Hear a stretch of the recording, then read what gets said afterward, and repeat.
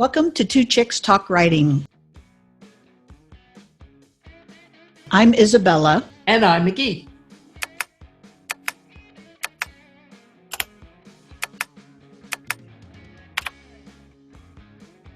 Welcome to our show.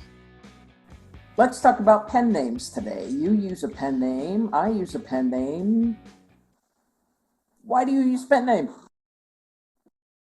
I think people use pen names for different reasons. For myself, I work in academia, and so I don't necessarily want my students to know what I write, not because I'm ashamed of it, but because I have this ethical line between what I do in academia and what I do in publishing, and I never want to be accused of using my students as one of those things to say, oh, hey, yeah, by the way, I write XYZ, you should go check it out. Mm-hmm. Wink, wink. Mm-hmm. I don't know that my students know, and unless someone's told them, I keep it pretty separate. Now, some of my peers know, but not my students. I know you use a pen name, so why did you use a pen name? My first name is very common, and my last name is not. So it would be very easy to find me. And I live in the South, and people are crazy here. So it was a little bit of that. And I still have one child still in high school, and it was the same sort of thing. I just didn't want any extra layers of attention besides all the other layers of attention kids get. So I went with a pen name. A friend of mine uses her real first name, so she answers to it, and then came up with the last name that didn't match. But because my first name's so common, that was of no use. Right. Well, here's another reason why I picked a pen name. So when I went to Google myself, I found out a porn star has my real name. Ooh. So yeah, that's another good reason to have a pen name is, Google what you got and see what's out there. If you're similar to another celebrity or something, you can't be going writing as Stephanie King. People be onto you. Right. Although there have been people who have taken famous figures, use their name as their pen name. So sometimes people's names don't necessarily fit their genre. Mm-hmm. So if your name sounds very flowery, Victorian, and you're writing axe murder stories. Well, I think you bring up a good point. In looking at this matter, a lot of reasons that some people pick pen names is that either one, they don't like the name they were given. For example, we were just talking about her, Anne Rice, who was given her father's name, Howard. So you could see how that might lead to a few school yard fisticuffs, yes. Right. And then sometimes we see people whose publishers want them to use a pen name. I did recommend this to one of our authors because of the breadth of work that they put out prior, and I felt like they needed a new start. It was met with a lot of resistance because, as you might understand, they want to keep that legacy alive. Well, when you build a brand, and you go through all that trouble to build a brand, if you're not doing it, you should be. So that's my note on that. But if you're writing different genres and you want people to not necessarily get confused about, boy, her books are so funny. And then they open one and they're like, this is not funny. I think I'm funny. My books aren't generally funny yet, I guess. Yeah. It's funny you say that because I went to RWA and I went to the luncheon that they have at RWA. And I sat next to a gal and everybody introduced themselves. And by introducing themselves, they said, oh, hi, I'm so-and-so. That's my pen name. This is my real name. And I write in these genres. And then they started listing off all of these genres that they write in. And one gal who I sat next to, super nice, petite little thing. And she sat down and said, hi, I'm so-and-so. And under this pen name, I write Amish romance. Under this pen name, I write BDSM erotica. And I was like, oh, and she was a lawyer to boot. Oh boy. So we could see how all of those, she talked about writing Christian romance or clean romance because, you know, Christian romance is a whole genre unto itself. You know, they normally don't have sex and, you know, they follow the rules of the Bible and things like that. So it was interesting to sit down and talk to all of these people, and mostly women, who write different types of romances under different names. Interesting. Because I wouldn't think it'd be worth the effort. Well, you know, I have two pen names. I have Jet Abbott, where I write my paranormal under, and then I have Isabella. And so the first book I released was Always Faithful under Isabella. The next book I released was Scarlet Masquerade under Jet Abbott. And imagine trying to build two brands. Right. Yeah, it's a lot of work. Online presence, web, Facebook, social media. What colors are you going to use? Fonts. I mean, you could, if you're not thinking about that stuff, somebody else is. A lot of moving parts. And J.K. Rowling, you know, they asked her to write using her initials because they didn't want children that would be interested in the book to be turned off because it was written by a woman. In the mystery genre, it's predominantly dominated by men. There are some authors out there who go by their initials or a pseudonym so that they can get through that first look. Regardless of what people say, there's still some discrimination within the genre. And I would imagine the same would be true if we were to do the reverse. Men writing in the female romance category. Just doing it for fun. Why not? I mean, you don't need a reason, I suppose. Sure. An established writer, maybe of nonfiction or something scholarly like that, maybe you wouldn't want to come out with children's books, but who would care? But Stan Lee did that. He used Stan Lee for his cartoons for the kids, and then Right. Used his real name for his literature or whatever. I don't know what else he wrote, actually, now that I say that.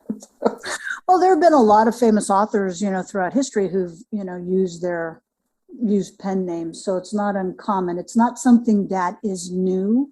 You know, using a nom de plume is a way to go under the radar if it doesn't work out. And for example, you know, after J.K. Rowling wrote the whole Harry Potter's thing, she wrote another book and you didn't use her name for that. And the book sales were awful. And then when it came out that J.K. Rowling wrote that, then they just flew through the roof. In that instance, it proves two things: how hard it is for what's considered a new author to break into, and I believe it was mystery, to break into the mystery category, and yet making that wrong choice to use a pen name when you've already got a well-established name that you're using as an author. But I've noticed, especially in the genre that rewrites, more people are trying to move to a pen name if they change genres. A couple of people come to mind, and I've noticed that several of them, if they move to the erotic category, change their pen name for that. Mm-hmm. And then if they do paranormal, they've changed their pen name for that. So I think we're seeing this more and more, but what they've done is they've already established their author brand. And then they just say, oh, hey, I'm writing, you know, and then people are going to ask them the same questions. Why? Well, I think you lose some of your audience for sure, but I can see the other side that if they're used to a certain type of book from you and they get something completely different, they might feel like, oh, yeah, I don't feel like I'm good enough at writing what I write now to write 3 or 4 other genres. Yeah. So what do you think some of the advantages are to a pen name? It does give you some anonymity, and it does give you a little maybe delusional sense of anonymity, but it does give you a chance to create that total brand, whatever it is that you want that to be for your writing. I think people should think about it a long time. So what are some of the disadvantages then? Because obviously there's going to be some disadvantages. Are they insurmountable? Are they disadvantages that would make you rethink picking a pen name? I think the only thing for me was when I went to sign some contracts. I'm like, do I use my pen name? Do I use my real name? Do I write AKA after my name? What do I do here? I didn't, I was in the weeds a little bit. I didn't know how that was supposed to go. I guess you can sign it as your pen name, also known as. Right. I don't know. So that was the only thing that kind of gave me a little bit of the checks are gonna not. This isn't a person, so. So Does that mean I have to open a checking account in my pen name? Right. Yeah. Exactly. You need 16 forms of ID, and you're like holding up a book. Do you have to legally claim your pen name? I don't know off the top of my head if I've ever asked anybody that. Do you try to copyright it, or what do you do? I don't think you can copyright a pen name. Well, that's what I would think. Yeah, I think, when you make that decision to pick a pen name, that you're going to have a pen name, I think you're right. I think you should do your research. Why are you picking a pen name first? Why? Pros and cons. Sit down and list those. And why are you doing it? Why are you having a pen name? Is it for anonymity? Is it because you're going to be writing in several different genres? Is it because your name is a porn star name? That would have been an interesting lawsuit to see the porn star sue the erotica author for using her name. You mean my legal given name? Yes. That would be the. Mm-hmm. Yeah. Well, I think that it would have made great, conversation at conferences. Like, hey, I watched your video. Yeah, no, you didn't. It wasn't me. It wasn't me. Yeah, exactly. Yeah. I see you made a porno. No, wasn't me. Wasn't me. That would be interesting. Yeah, for sure. So I think people should, think about why they want to do it. It's kind of one of those, I guess, in a sense, it's a lifelong choice if you want to do this as a career. So it's something that you should like. I would say so. And I think your point is good that you can change it. So if you've written a bunch of books and now you've got a new editor, or, you've got a whole new genre, or, maybe your craft has gained a lot of traction from the initial works. Maybe you want to separate yourself from that. So you might want to stop that name there. And then from this point forward, just know you're going to lose some audience in that way. I have seen some shady stuff happen within publishing where an author has stolen some material, plagiarized other novels. It came out. And I don't know that even if they tried to use a pen name, if they could ever recover from that. This is your brand and you should protect it at all costs, because that's something that will be associated with you from now until the end of time. Right. There was an instance, I don't know if you remember, in our genre where a man was writing under a pen name and put out a ton of books. But what he was also doing was catfishing women within our genre, readers within our genre. A lot of people who went to bat for this particular guy put their own reputations on the block and got smeared when it got found out. Wow. And then there were those readers who said, oh, hey, what's the big deal? You're reading a story. Who cares who's writing it? Well, and depending on how you want to spend your money, you might care. Yeah, you might care. A pen name is kind of like your alter ego. It's not a fake identity. The pictures you post should be of you. I don't think there's any reason they have to be current, but it shouldn't be from 4th grade. There have been authors allegedly sending young actors or actresses to play them at an author signing, and they use that person's image and all of that stuff. And that's trying to trick your audience. I mean, it's one thing to use a certain thing and, you know, whatever. So and I don't know how that fellow would have handled his book signings. Well, and it got shadier than that. I mean, the amount of work that this particular individual was putting out and the number of reviews he was getting seemed to be higher than the average in our genre. The quality, I read one book and went, man, this is really sterile, has a really sterile feel to it. Something's off here.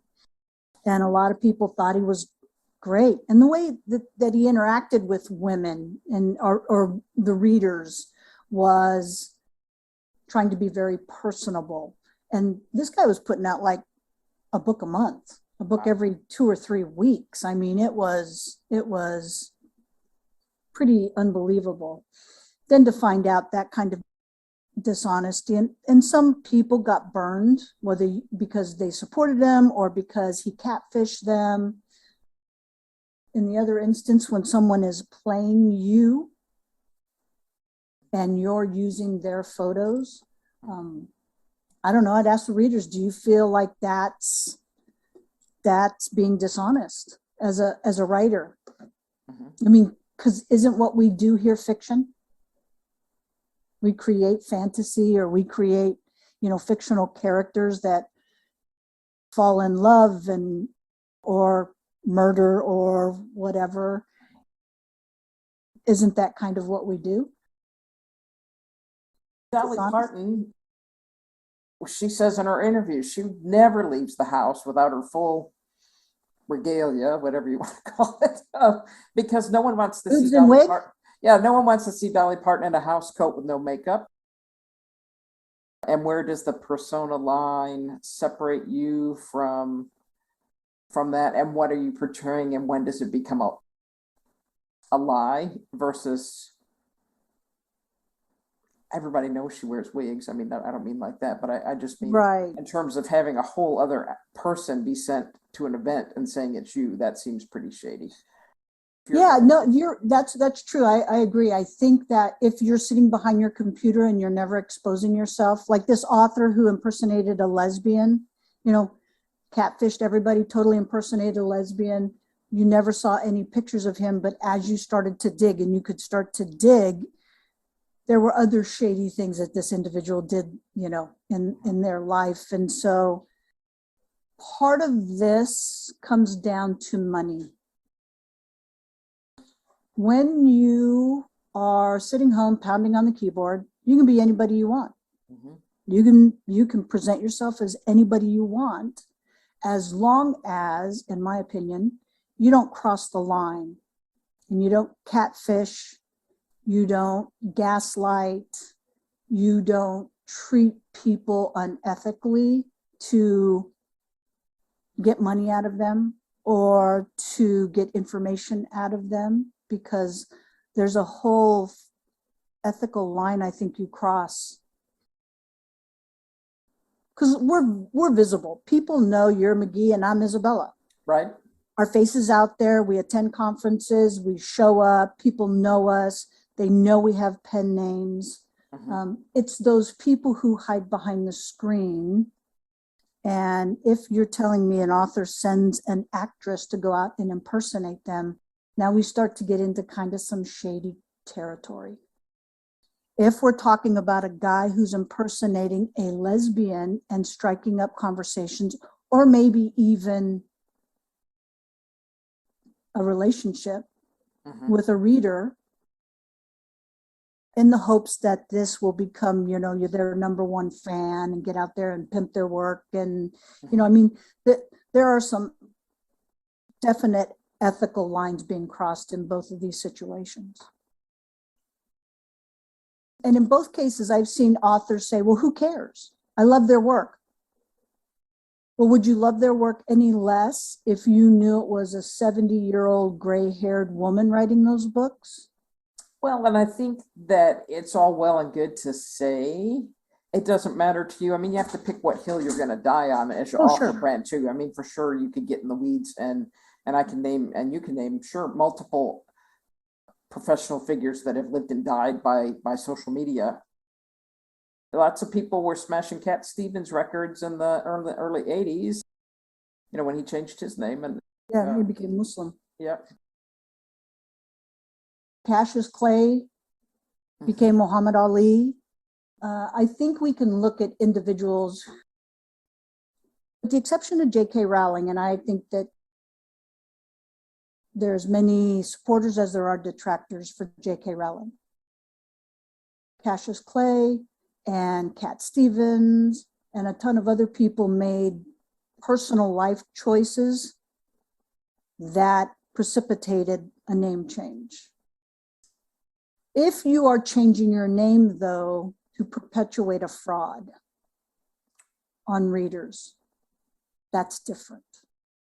It's not a value statement at that point. Cat Stevens and Cassius Clay were both, you know, value statements. They were lifestyle choices, and they were making a statement by doing that.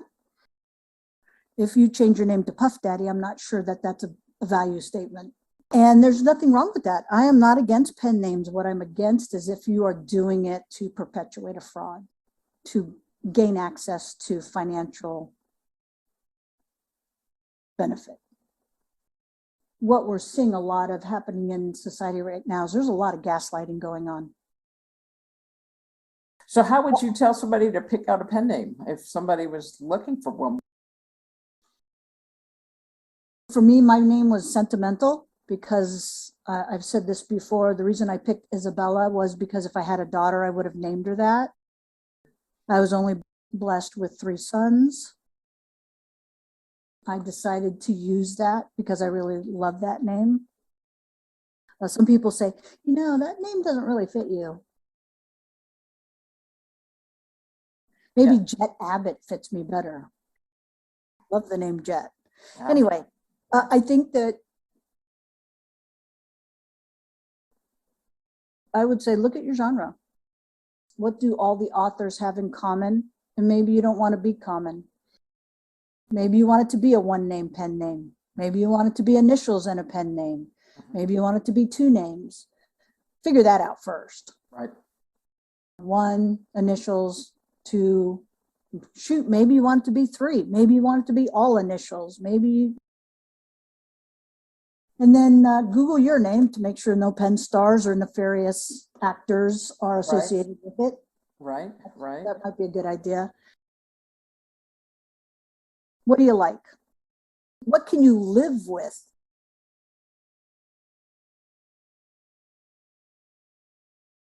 Kind of like getting a tattoo. What can you live with for the rest of your life? Right. And then remember, people are going to be calling you this at conferences and sending you emails with that. I went to my first conference. My book was nominated for an award and I won. I was walking ahead. I had my wife with me and somebody kept calling, Isabella, Isabella, Isabella. And I just kept walking. And Shalene jerked my hand. She said, I think they're talking to you. And I'm like, oh. So there's that. You have to get used to being called that pen name. And getting used to writing it because, well, you'll always know if I've signed a book for you because I have a pen smudge, but something spelled wrong, I crossed out, the wrong year, you know, crossed out something. I actually sat down, I know it sounds vain, but I sat down and practiced writing my name 1,000 times so that I would write the right pen name, at least some of the time. And sometimes readers might be upset that you have a pen name. Why do you need a pen name? What are you ashamed of? I got that question a couple times. Why? Mm-hmm. You know, why do you have a pen name? What's a big deal? You're in academia. Yeah, but there's your point of someone already using your original name. If you have an ethnic name and you've got some heritage and culture and family pride behind that, not only does it make you happy to see your name in print, but it might make your parents happy to see your name in print. I love to see ethnic or different types of names on books. Sometimes I often think, is that a pen name? I don't know. And a pen name a lot of times is totally personal. It could be professional. In my case, it was personal for two reasons. One, the story behind if I had a daughter. And two, not only did I not want my school to know, but when I started writing lesbian fiction, my family wasn't accepting of me as a lesbian.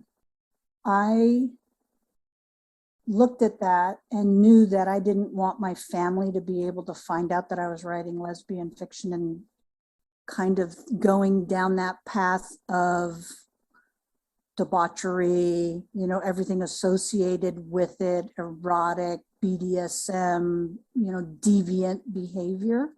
So for me personally, that was another reason why I did use a pen name and didn't use my name. I mean, I could have used my initials and then my last name. I even thought about using my wife's last name. Again, those are reasons that you should consider a pen name or not consider a pen name. Hey, look, you can just pick a pen name to have fun too. Well, yeah. I mean, if we were to look at porn names, how do they get those? Right. And are we talking? So there's an example of genre-specific industry pen names. And drag queens, to right. Julie Newmar, Noxima, what was that or something? I think that you can have a lot of fun with pen names too. Mm-hmm. That's one of those things where we need to look at it through all lenses. And with author branding, help you brand. If you're being quite good about selecting your pen name, when we were thinking of baby names, I would take the first name, the middle name, and the last name initials and put them together to make sure that they didn't have a little ugly word filled out. Yes. Yeah. And sometimes the monogram, the middle, the last name's in the middle, and then the other two are here. That could be bad too sometimes. No, I think you should, because one of the names that I had originally picked, if I had a daughter and the way I wanted her name, her initials would have been Ass. And I'm like, ASS. I'm like, oh, no, I can't do that. No. Love the name. Let's dump that one. Right. My sister's Linda with a Y, and, she spent her whole life. I always had bike plates. She never had one. It's funny you say that, because when I named my sons, that bike plate issue came up. One of the reasons I picked their names were twofold. One, they had some special importance to me. And two, I wanted them to have short names, because when you go to school and you have to fill out the long, because my first name is long, my middle name is long, and my last name is long. I always ran out of boxes to fill it out. And so it's funny how those kinds of things stick with you when you're looking at picking a pen name, naming your children. These are all things that you consider. And so I would hope when someone's looking at a pen name, they would consider those things as well. Because while Christine J. Wayncott might look really great in all those script letters, it's a mouthful. Mm-hmm. And you might like it, and that's fine. And you're set on having it, and that's great. That's what's great about all of this. You can do whatever you want. Mm-hmm. In some cases, though, don't say we didn't warn you.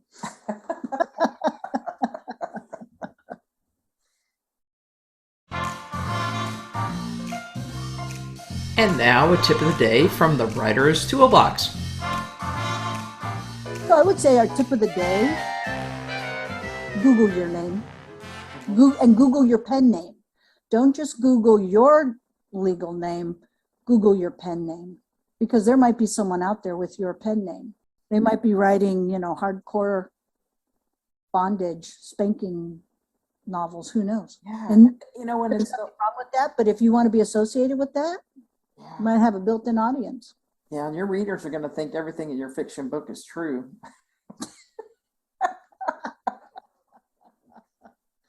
Hey, who says it's not? I'm just saying. Well, I'm just saying, the funniest thing to me is when people write to me and they're like, well, which character are you? I'm not any of the characters. I Right. mean, I'm a teeny bit in all of them, but none Right. of them are me. They're not anyone I know. And they're like, well, I only wrote what my, my life story. And I'm like, mine's just not that interesting. So, well, I mean, you know, but the parts of the book that they say are unbelievable are the parts that were true. Right? You can't make this shit up. Yep. Truth is, stranger That's- than fiction for that's- sure. So, That's true. Somebody asked her, if you read her books, and she said, no, because I see us in there all over the place. And I said, you mean our sex life, babe? Because you just write what you know. I'm sorry. It's just what you know. She's I like, guess I'm a lot better at research than you are. So.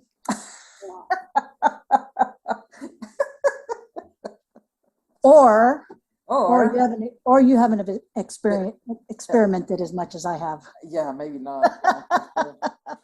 If you have something you want to hear us talk about, make some comments below.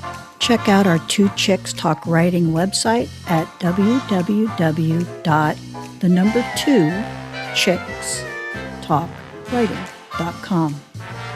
You'll find all of our past podcast episodes there, as well as some tools and tips and freebies you can download. You can also check out our Facebook page, Two Chicks Talk Writing, and our Instagram at Two Chicks Talk Writing.